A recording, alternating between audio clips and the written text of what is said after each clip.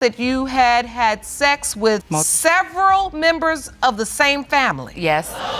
And the man who believed he was your child's father was determined not to be. Since I was a teenager, so at this point I feel selfish because I continue to call both Mr. Wright and Mr. White my dad, and neither of them knew of each other until 2 weeks ago. Neither men knew of the other one. Have you ever seen this child? I never met her, Your Honor. The reason I never met her is because every time I'm trying to go to the next level, I don't want to get close to her and then to find out she's not mine. It would hurt me. Buckle up, the drama unfolds from the get-go. The episode starts with introducing the case, Miller Wright v. White. Ms. Miller has brought Mr. White to court to challenge his paternity despite his unwavering belief throughout her entire life that he's her father. The plot thickens as another potential dad waits in the wings, ready to step into the courtroom drama. Just when you think you figured it all out, there's another curveball coming right up. Miller, Wright versus White. Thank you, Jerome. Good day, everyone. Ms. Miller, you've summoned the defendant, Mr. White, to court to prove to him that he is not your biological father, even though he has believed he's your father your entire life. The man you now say is your father is waiting in the hallway and will join us in court in a moment. Here's where it gets juicy. Ms. Miller lays out the complicated scenario of having two men in her life, both convinced they're her father. She grew up mostly around Mr. Wright, spending significant time at his place, while her moments with Mr. White were few and far between. This dual dad dynamic continued into her teens, stirring a pot of familial confusion. Strap in, because the emotional roller coaster is just picking up speed. How is it that two different men are in court believing that they're your father? I was raised around both men, but mainly around Mr. Wright. I spent most time with Mr. Wright. I used to go over to his house twice out the month, and I hardly spent any time with Mr. White. Up until the age of me being a teenager, I called both of them dad. This part is a real doozy. In a revealing flashback, Ms. Miller remembers a pivotal childhood moment when her mother, back-turned, dropped a bombshell. She wasn't sure who her real father was, hinting that Mr. Wright might be a more likely candidate than Mr. White. This confession has haunted Ms. Miller into her adult years, tangling up her feelings about both men. And guess what? It's about to get even more tangled. So my mom, her back was turned to me, and she said, I don't know who your dad is, and that she believed more so that Mr. Wright is than Mr. White is. I've known this since I was a teenager, so at this point I feel selfish because I continue to call both Mr. Wright and Mr. White my dad, and neither of them knew of each other until 2 weeks ago. Neither men knew of the other one. You'll never guess what she did next. Ms. Miller recounts the nerve-wracking moment just 2 weeks before the court date when she bravely confronted both men, demanding the truth about her paternity after a lifetime of doubts and whispers. The stakes are high, and the next part, it's a heart stopper. I want you to prove that you're my dad. And Mr. White got quiet, and I asked him again, I was like, I really want to know because I don't know. And then I said, my mom told me that she doesn't really know who my father is. So pretty much, you've been living a lie for 30 years. Yes. And you were told as a child you had two fathers. Yes, Your Honor. Didn't see this coming, did you? Mr. White gives his side of the story, revealing his utter shock and disbelief when Ms. Miller questioned his paternity. He reminisces about his long-standing relationship with her mother and how he was there throughout Ms. Miller's upbringing, which makes the current doubt all the more painful. And just when you think you've got a grip on the situation, Ms. Miller's strategy throws us a curve. She was born, I was her mother 8 years after she was born. So I'm trying to figure out how did he get in the Miller? And you still have no real information. I still don't believe. You've never seen this other man. I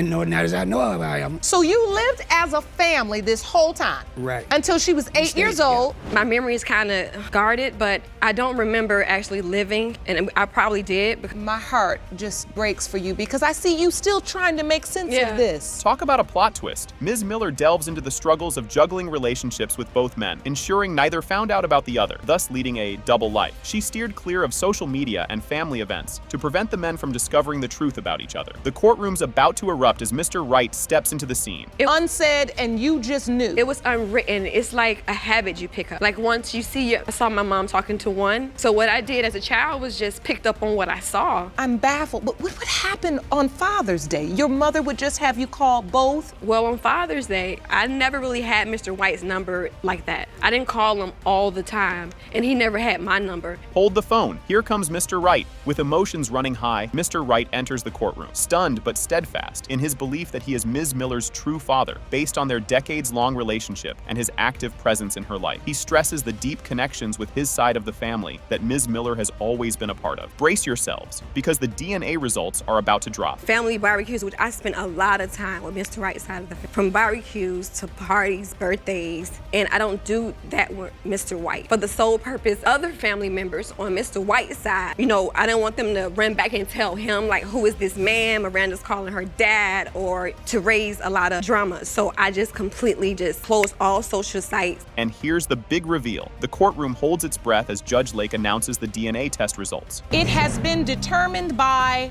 this court. Ms. Miller's biological father is Mr. White.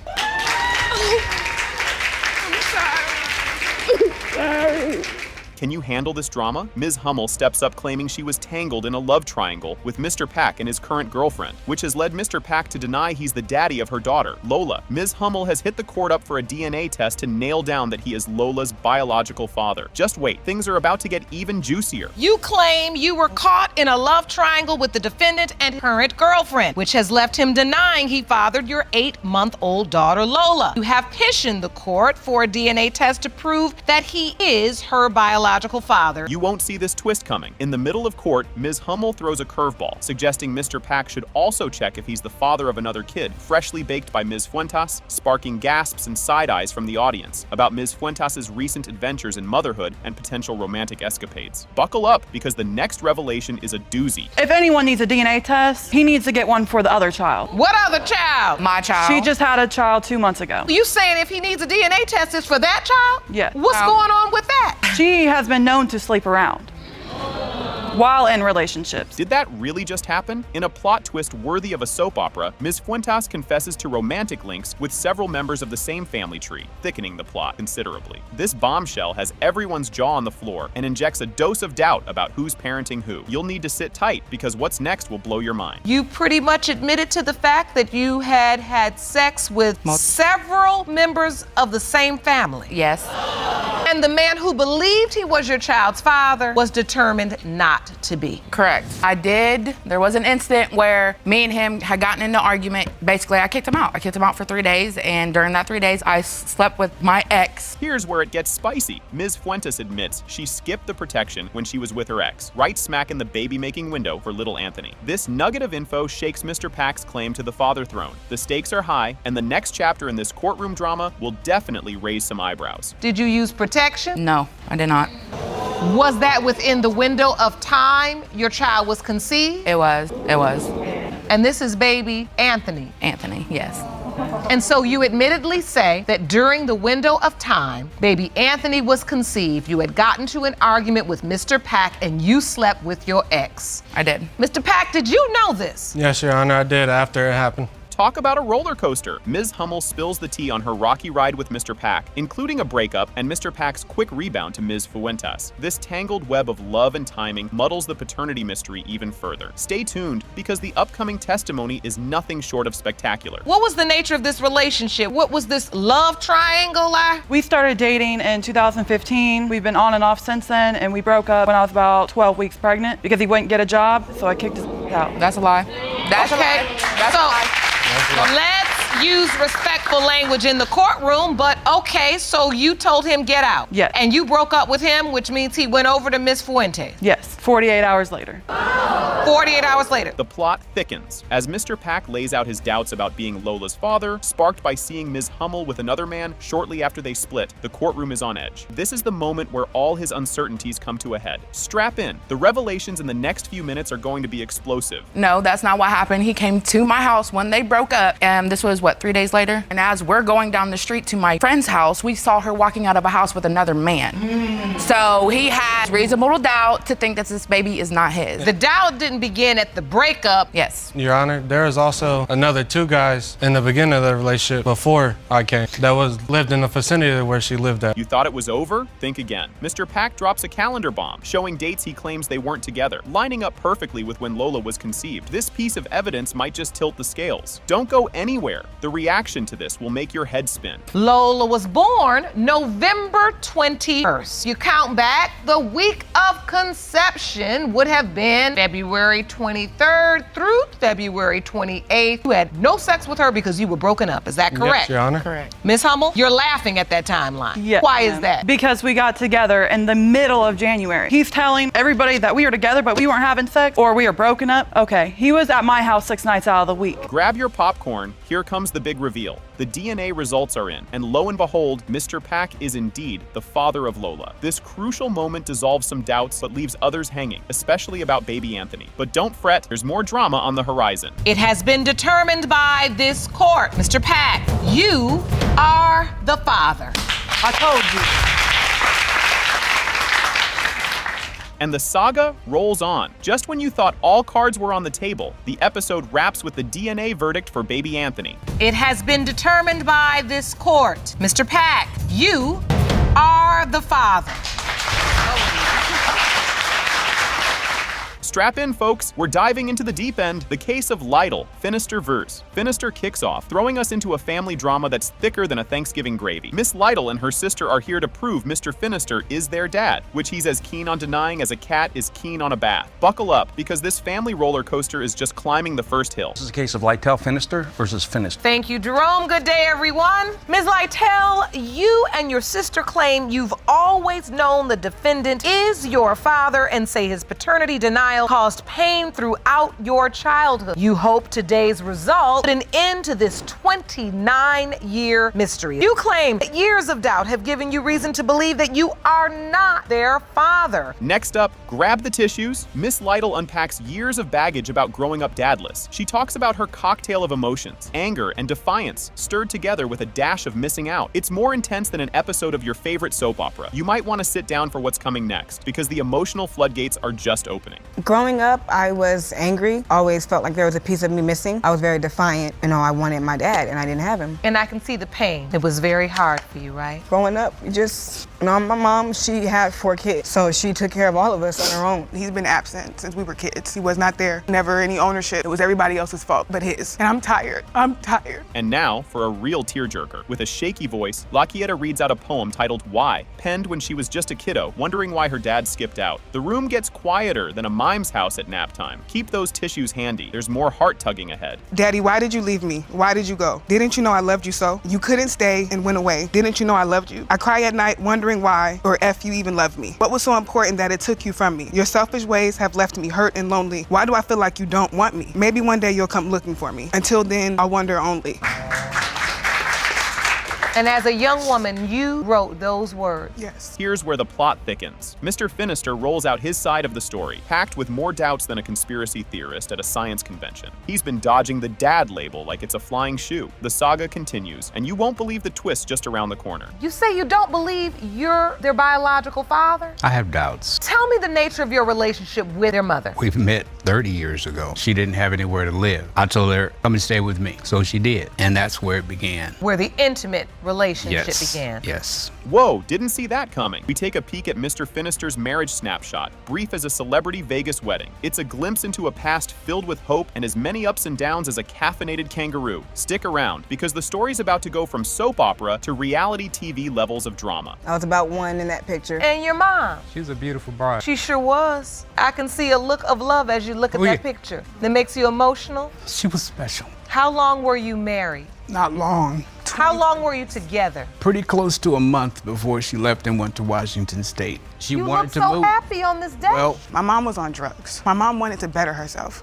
Just when you think you've seen it all, Judge Lake pulls out a timeline that's sketchier than a $2 bill, pointing out gaps big enough to drive a truck through. In Mr. Finister's story about when Laquieta was conceived, hold on to your popcorn, folks, because this courtroom is about to turn into a reality show. You're saying you don't believe Laquita is your biological child based upon a timeline you submitted to the court. yes, ma'am. On this timeline, you say you reconnected with their mother in the middle of April. About 3 weeks before we got married, yes, ma'am. All right, and you got married on May 4th. Laquita was born September 29th. Grab a front row seat to this emotional showdown. The sisters share their saga of struggle, standing together like the last 2 donuts in the office break room. They're battling more than just legal issues. They're fighting for recognition from a family that doesn't even know they exist. What happens next? More fireworks than the 4th of July. And you 2 beautiful young girls have had to bear the brunt of it all. We don't have anybody, so we're literally, it's just us.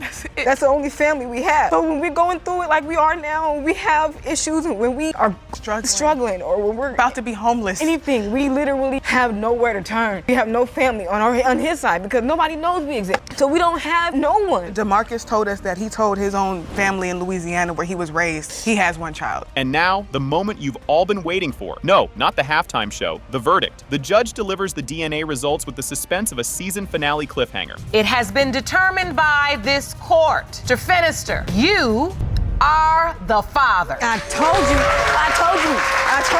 My mama does not lie. My mom is very blunt and very open. She's not a liar. The courtroom was already buzzing when Mr. Page dropped the bomb about his ex's betrayal. Mr. Page opens the case by asserting that his ex-fiancée, Ms. Sutton, cheated on him and moved to another state with their son to marry her alleged affair partner. He further claims Ms. Sutton has a 2-year-old daughter, whom she asserts is also his, despite the girl being raised by her husband. He has petitioned for a DNA test to establish paternity. Buckle up, because this roller coaster is just taking off. Mr. Page, you claim your ex-fiancée and the mother of your 3-year-old son cheated on you and then took your son to another state to marry the man she cheated with. Now you say Miss Sutton also has a 2-year-old daughter whom she claims is yours, even though her husband has been raising her as his own. The plot thickens as Ms. Sutton steps up to confess. Ms. Sutton admits to having sexual relations with both Mr. Page and her current husband during the same period, expressing uncertainty about the father of her 2-year-old daughter. She emphasizes her need for the DNA results to resolve this uncertainty and rebuild trust in her current relationship. Hold tight, the next revelation is a doozy. Now, Miss Sutton, you admit to having sex with both men around the same time and are unsure if your ex-fiance or your current husband is the father of your 2-year-old daughter. You are seeking a definitive answer when today's DNA results are revealed. You and your husband can rebuild trust in your relationship. Cue the dramatic music as Mr. Page recounts the heartbreak and betrayal. Mr. Page recounts how he discovered Ms. Sutton's infidelity, which led to their breakup. He describes his emotional turmoil upon learning of the affair and his dedication to his family, working long hours, which he felt went unappreciated when he discovered her betrayal. Keep your eyes peeled, the saga continues, and it's about to get even juicier. You would never believe what happened. My ex-fiancée, Alicia, cheated on me and moved to another state with my son. And then... So wait, back me up. Back up for a second, Ms. Page. Can I start? You're together. We was together, Your Honor. You're engaged. Yes. And then you found out she was cheating. Yes. Ms. Sutton isn't holding back, and neither should you. Ms. Sutton defends her actions by highlighting Mr. Page's absence due to his lifestyle choices, claiming it drove her to infidelity. She explains her side of the story, detailing the emotional disconnect that grew as a result of Mr. Page's alleged indiscretions, which she learned from friends. Fasten your seatbelts. There's more turbulence ahead. First of all, we have a 3-year-old son, and yes, he was there at the birth of my son. But the reason why I cheated, because you was never home. You want to do what you want to do, smoking, drinking. If I'm hearing you out doing all these things, why I can't go do? Y'all can take that picture down, because that's not a half family no more. That was the beginning. You're right. That was the beginning of my 3-year-old son when he was doing what he had to do. As if the stakes weren't high enough, Ms. Sutton drops another shocker. The focus shifts to the moment Ms. Sutton discovered she was pregnant. She details the confusion and fear surrounding the paternity of her child, leading to her decision to move back to Georgia with her mother for support, further straining her relationship with Mr. Page. Get ready, because the next piece of the puzzle is about to fall into place. I want to get to this point where you two are in this relationship and you find out you're pregnant. Take me there. Find out I was pregnant. Yes, I was scared. I didn't want to tell him the truth. When I told Micah I was pregnant, I was like, okay, it's either gonna be you, but I want to work it out with my fiance, because at the time, he didn't know I cheated until I told him, so me and Pierre was on good terms. But that's when Michael stepped back. That's when Pierre started acting stupid, so he was like, I ain't gonna do nothing for you and the baby. Everyone lean in, because this part's crucial. Discussion in the courtroom turns to the 2-year-old girl in question. Ms. Sutton expresses her conviction that the child is her husband's, despite not having confirmed this through DNA testing. The judge stresses the importance of the test for the child's sake, not just the adults involved. You won't believe what's coming up next. Have you ever seen this child? I never met her, Your Honor. The reason I never met her is because every time I'm trying to go to the next level, I don't want to get close to her and then to find out she's not mine. It would hurt me. 2 men, you don't know who's your father. I know it's my husband's. Thank you. I feel in my heart it's my husband. The tension could be cut with a knife as we await the DNA results. The climactic revelation of the DNA test results confirms. When it comes to 2-year-old Jalecia Mr. Page, you are her father.